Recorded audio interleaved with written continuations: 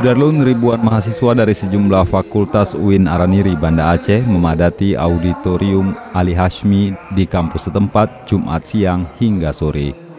Mereka hadir untuk mendengar kuliah umum dengan tema kepemimpinan ulama yang disampaikan oleh ulama yang juga menjabat Gubernur Nusa Tenggara Barat atau NTB, Dr. TGH Muhammad Zainul Masdi atau lebih dikenal Tuan Guru Bajang atau TGB.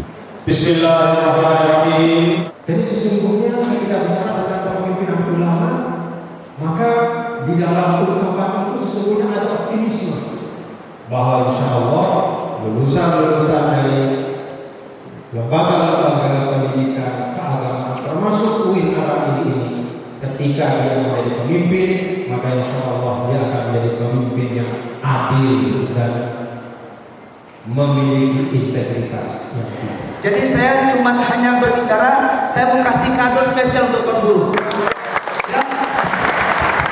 Jujur, saya tadi baru siap pangkas, saya mendengarkan kata-kata yang luar biasa.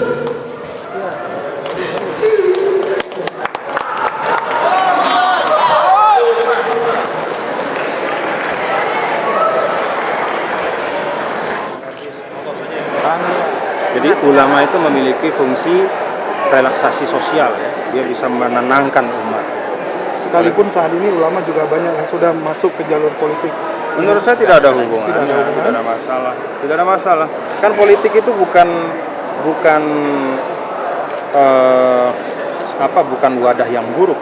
Politik itu wadah yang netral, bergantung dari apa isinya. Diisi racun, ya matilah kita minum. Diisi air zam-zam, segar dan sehat kita. Jadi menurut saya politik itu wadah pengabdian. Terima kasih.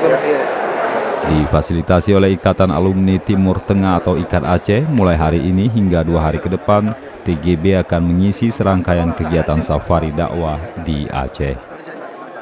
Sebelumnya, Gubernur Provinsi yang dikenal sebagai destinasi wisata halal dunia ini mengisi khutbah Jumat di Masjid Raya Baitur Rahman.